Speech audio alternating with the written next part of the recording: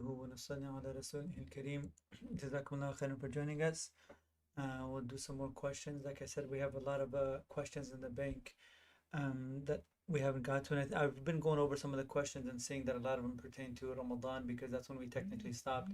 So we'll still answer those questions because it is still knowledge that we should be aware of. So it can help us out in the future. And even if we're fasting other days beside the month of Ramadan, like the Nawafil, we'll at least know what to do in those cases as well too.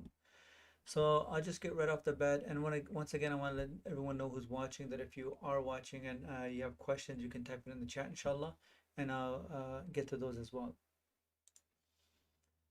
So the first question is, I find myself doing sujud as-sahu in my prayers usually, unusually often, because I'm always in doubt as to whether I did one or two sujud in a given rak'ah. How can I achieve focus and concentration in prayer and get rid of the waswasa? Uh, I think we've dealt with a similar question, but it was a bit different. Sajda sahu is done. It's a sajda that out of forgetfulness, when you forget certain acts, not all the acts, or you add something to the prayer, then you do a sajda, which is sajda sahu after before the salam, two of them. In this specific case, two things. One, sujud, missing a sujud is not from one of those acts where you can do sajda sahu. There are different, obviously, there's different numbers because different scholars have different opinions. But in the Ahnaf, there's 8 fara'id: standing, uh, the ruku, the sujud, and such acts that cannot be made up if missed.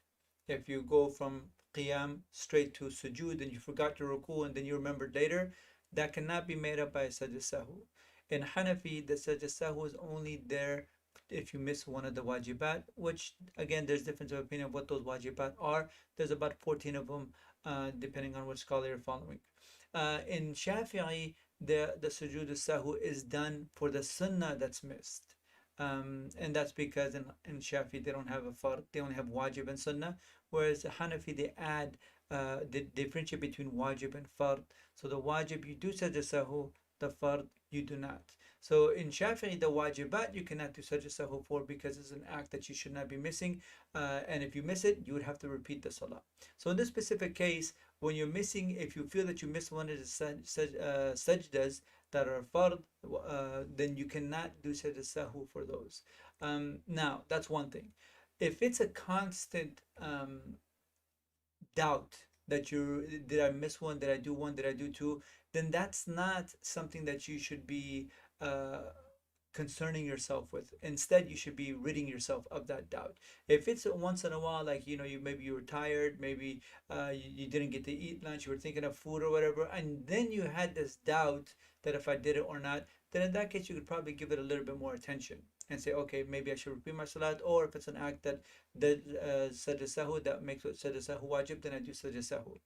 But if it's on a constant every salah, that, oh, what did I do? What did I do? Then there needs to be something else done with this act. So what you do is, first of all, you fix the concentration and devotion. And the easiest way to achieve that focus in the beginning is to note where you're supposed to be looking at when in each position. When you're standing up, you would look at the place of sajda. When you're in ruku, you would look between your 2 feet. When you're in sajda, you would look between your nose. This constant effort of you trying to focus on that spot is an act of the brain that's going to help you remain in the salah and attentive in that salah. As soon as you see that little focal point of that position start to haze or start to go off in your eyes, start to wander someone else, you're not longer focusing on that, then your mind will also start going somewhere else as well too. So that's the first thing that you should do, is focus on that part that you're making sajda. And the second thing is also thoughts and everything do come. As soon as you notice those thoughts coming to you, brush it out. Do not indulge those thoughts. It could be something even good. A lot of times, Shaitan will come to you with a disobedient act or a disobedient thought, but if he sees that that's not working, he's going to come with an obedient thought. He's going to help you make a plan to memorize the Quran in the next 2 years. while you're in the salah. But outside of salah, that thought will go away. So work on first focusing on those points where you're gonna in each position as the focal point. In qiyam, it's a place of sajda. In ruku, your eyes should be focused between your feet. In sajda, your eyes should be focused like looking straight at where your nose is touching the floor. In tashahhud, where you're reading at-tahiyat, you'll be focused right between your two knees, or in the place of sajda. These, just setting that point in your mind and focusing on it, will help you be engaged in that prayer. Then later on, you can obviously understand, as you understand the meaning of the ruku, of what you're saying, Subhan Rabbil Azim, Subhan Rabbil A'la, Al Fatiha. This will only increase that understanding and increase your ability to focus in the salah, and make the salah even more completely different, where you're no longer just worried about focusing.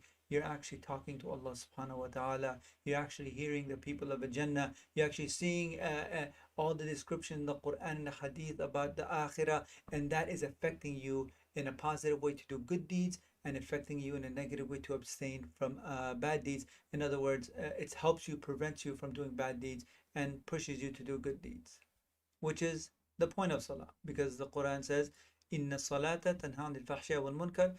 Salah verily prevents someone from doing evil and immoral acts. So once the salah becomes this mode that you are talking to Allah subhanahu wa ta'ala, and really looking at the descriptions and the submissiveness that you have for Allah subhanahu wa ta'ala, it starts to come and affect your life outside of salah. Assalamu alaikum. I've realized that I'm in possession of some haram money. And when looking online to find out how to get rid of it, I came across a lot of options. Some say to give it to charity, some say to poor, some say pay off someone's debt, etc. However, I also saw people say not to give it to sadaqah, since sadaqah should only be given with halal wealth. I was wondering, where do you think is the best to dispose of haram wealth? And why do some say not to give it to sadaqah while others say to give it to charity? Aren't they the same thing? So technically, sadaqah and charity are the same thing. Now, if you put as-sadaqah in the Quran, it comes sometimes the meaning of zakat, which is the amount that you pay on your income, the 2.5% that you give at the end of the year, which is fard. Where sadaqah is nafil, that you can give it for anything. You can give it to the masjid for donation. You can give it to organization. You can give to someone that's in need, or you can even just give it to an animal, food and water. All of that is considered to be sadaqah or charity.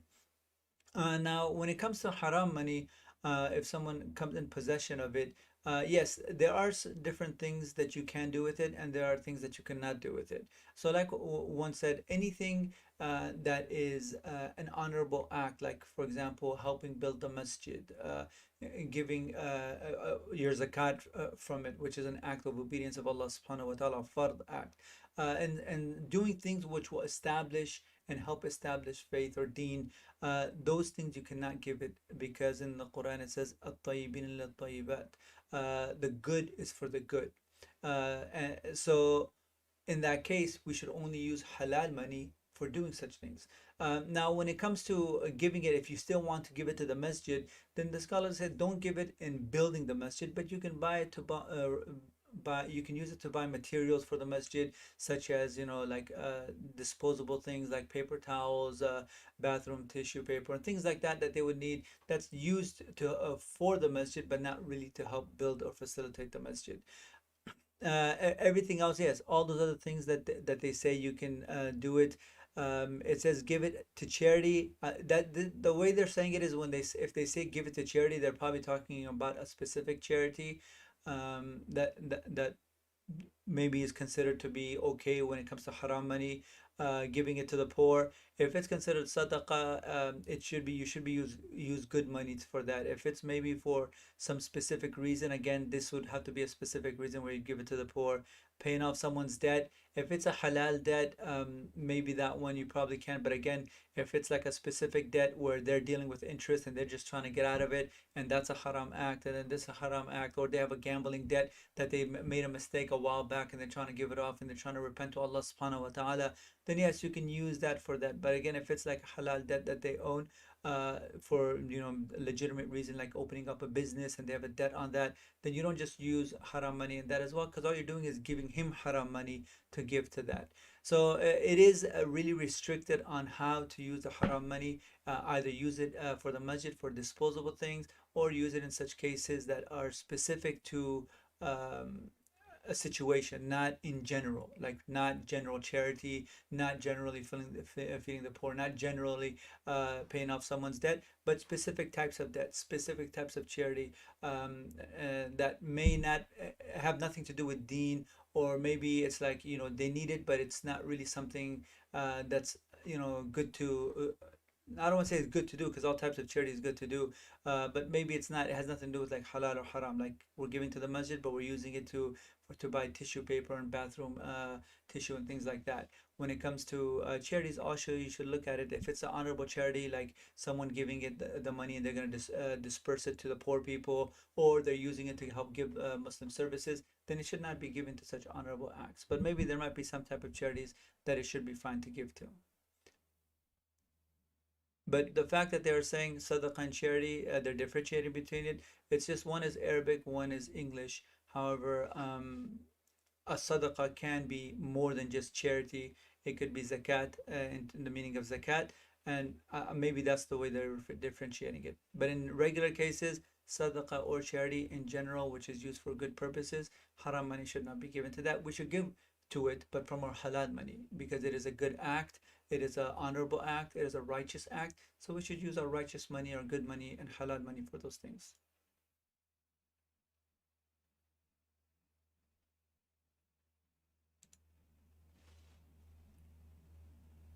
Okay, this is yeah, the question says, do taking hot showers in which steam comes out break the fast? So I guess this is one of the fasting Ramadan questions. Um, what this pertains to is some scholars, they say that steam that comes out if someone inhales that, not from a general case, but in there's even you can actually uh, really intentionally just only suck up steam, then they say that breaks the fast. However, if it's like a not specifically for that, like someone is taking a shower or someone is in a room that's steamy or something like that, and if they breathe that, that doesn't break the fast. But if you intentionally just make it so that you're just maybe a towel over it, taking up steam, then they say that is also droplets of water that can go through your throat and that'll break your fast. So this specific case lies in that other one where those who do say steam breaks the fast, they don't consider something like hot showers a place where you break the fast, because again, you're not there specifically to just suck up steam or breathe up steam, but you're taking a shower. Now, should you be taking a really hot shower just so the whole room gets steamy and things like that? Maybe you can make it a little bit colder in the month of Ramadan or when you're fasting, so it doesn't get completely steamed up. But technically, in that case, they say that it doesn't break the fast. Now, there's other scholars that say no, steam will not break the fast. If you're cooking, for example, and a lot of steam's coming out, that's not going to break your fast. Smoke from barbecue, that's not going to break your fast.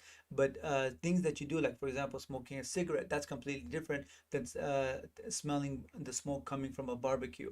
So in this case, the cigarette will break the fast, but that one doesn't, even though they're both just smoke. Similarly to steam, if somebody intends to really purposely take in steam, then those scholars that say steam break the fast, they say those are the cases in which it will break the fast.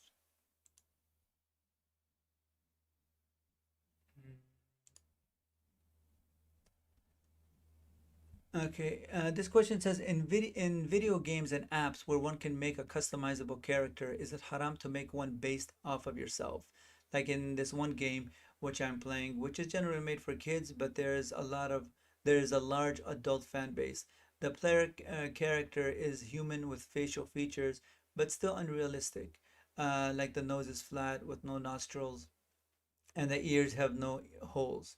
Also, there are no fingers on the hands. So when is this not allowed? The one that's not allowed for sure that we're going to look at it is sculptures. When somebody's making a sculpture of themselves or something else, that's in no case allowed according to the scholars. Pictures, there's difference of opinion in it, but a lot of say don't do that as well, of living creatures as well too, including oneself doing a self portrait. When it comes to digital things, it's a bit different because it's not really there. For example, I can't touch the Quran. Um, the book, if it's in a book form or it's just the Quran, no tafsir, no translation, I cannot touch that if I don't have wudu. But if the Quran is on my phone, I can technically touch that because it's not really there. So in this case, we're looking at a digital makeup of one individual self that's not going to be printed out, that's not going to be made into a sculpture, and it's a game. Obviously maybe there's other things that you want to make sure you don't waste too much time in it or too much money in it if it's a an app or a game that requires that. But yes, if it is just there for entertainment that you're using it, it's not the same as making a sculpture, having a drawing, in which case it's fine. Now when it comes to kids also, their situation is a bit different than adults because even Fatima radiallahu anha, she would have little toys that the Prophet sallallahu alaihi wasallam never told her to get rid of, even though there were toys of like she considered to be like a unicorn in Jannah and such. So or other dolls as well too. When it comes to adults, then do we need it? It's a different story as well too. But as far as video games or apps that require that, there should be nothing wrong with it. There's other things that you want to worry about when it comes to video games or apps, and that's making sure you manage your time and manage your expenses and your wealth as well too. And if you're doing that, then it should be fine, inshallah.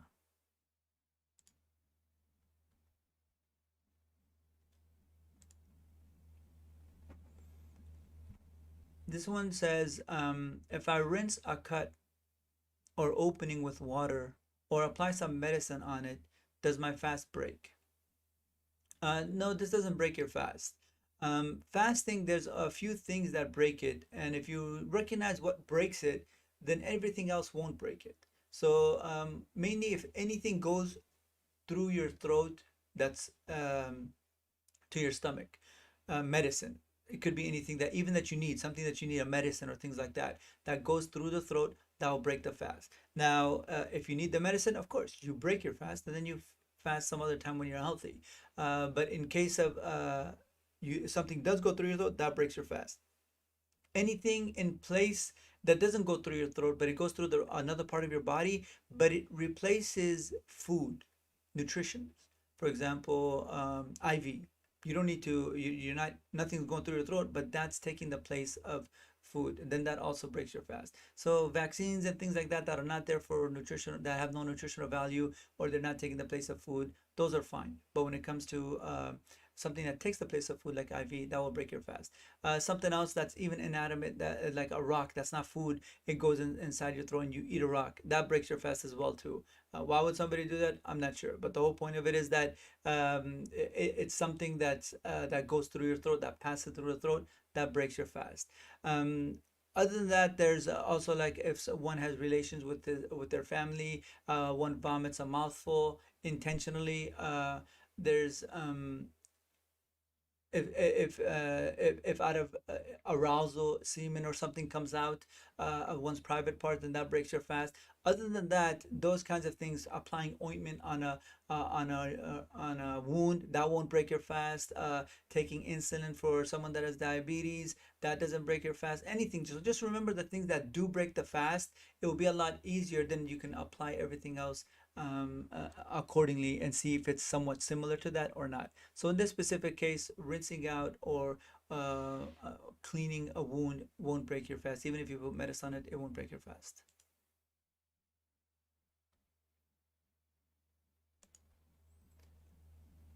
The next question is it sufficient to think the takbir going down to into ruku in the prayer instead of mouthing it when praying by oneself? Salah is supposed to be recitation. You recite the Quran, you recite the takbirat, you do all those things. So it shouldn't be thought out. I mean, you could literally just pray the whole salah in that case without moving your lips at all or nothing. It is a recitation that you do in the salah, and it is uh, uh, uh, you say it loud enough that you can hear, but the person next to you will not be able to hear. Because also, I mean, this is one extreme where you want to just think it, you're not making any type of noise. But then there's also another extreme where some brothers, or I'm not sure, maybe some sisters also, when they're reciting certain things like Sami Allahu liman hamida Rabbana lakal hamd Allahu Akbar, and they're saying it loud enough that could be disturbing the people around them. So you don't want to do that also. You want to be just a whisper enough where you yourself are reciting it, but the people around you are not hearing it. Now, is it sufficient or will it break your salah? I'm not sure that I'll have to double check on it. Uh, if the thought of it will have to lead you to make sujood sahu, because this kind of the takbirat, at least in the Hanafi, the takbirat, the tasbih and things like that, those are from the wajibat. So if you don't say it and you thought it, will it break your salah? Will you break your salah, or will it would we have to make sujood sahu? I'll double check that inshallah, and I'll come back to this question next week.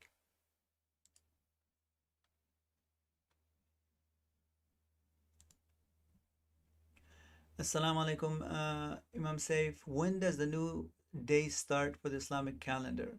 Then how do we determine which day is the 13th, 14th, 15th? Jazakallahu khair. I think this was a long time ago because we obviously finished the new Islamic year. It was the time that I was out. I wasn't answering the questions. So I'm sure now we know it's already passed. But the 13th, 14th, 15th, you could figure out every month without even knowing what month it is or what day it is Islamically. For the lunar calendar, I mean, literally, you look at the lunar calendar, it means moon calendar. This has nothing to do with faith or anything like that. We just in Islam use the moon to calculate the time of the month, and we use the sun to calculate the time of the day. So when it comes to figuring out what day is the 13th, 14th, and 15th, this is mid month. And mid month, always, if you look outside, it will be a full moon. The 15th is the full moon. So if you look at 13th, 14th, and 15th and you see it's somewhat close to being a full moon, you can just fast those 3 days at that time. So it could, you maybe you get 14th, 15th, 16th, maybe you get 13th, 14th, 15th, all of that's fine. So if you just look outside, even though you don't know what day it is or what month, Islamic month it is, as long as you see somewhat close to a full moon, and it's going to lead to a full moon the next 2 days, then that is the 13th, 14th, and 15th. And if you observe the moon long enough, and you make it a habit to use the moon, you'll get better at it, that you'll know, oh, today's the 12th, it's a little too small. Oh, today's the 16th, it went past the 15th already. You'll start recognizing these things. So basically, as the moon phases start to grow out from the little crescent, it starts to grow, grow, grow. As it grows to full moon, complete full moon, that will be 15th, and then it'll start to decrease, and it starts to get less and less and less until it disappears, and that's when the new month will start again. So just look outside. If you see a full moon, you can consider it to be a 13th, 14th, and 15th, and fast those 3 days consecutively if you wish to fast the 13th, 14th, and 15th. And you can do that for every month lunar for the lunar calendar.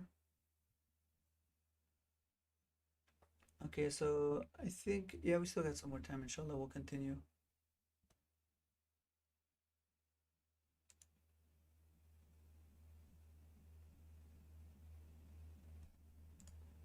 I think some of these questions might have gotten messed up because some of these look like they're repeats.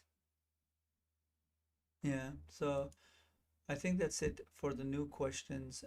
If anybody else has questions, if they're online and they want to ask them, they can. But for now, I think those are all the other questions, and the other ones we've already gotten to, and we've done them before. I'm reviewing just some of them just in case. I think so. And I think some of the questions I answered last week were also some repeats as well too, but hopefully some extra information was understood, that made it easier, inshallah. Okay, with that said, if there's no more questions, we'll end the stream here. We are technically starting all of our classes starting this weekend. Will be Al-Manar will start. If you have not registered and you wish to register your students, please register them. Um, and that is, you'll see the curriculum, and you can reach out to the principal and to the admin, and they'll explain to you the detailed curriculum for specific for your child.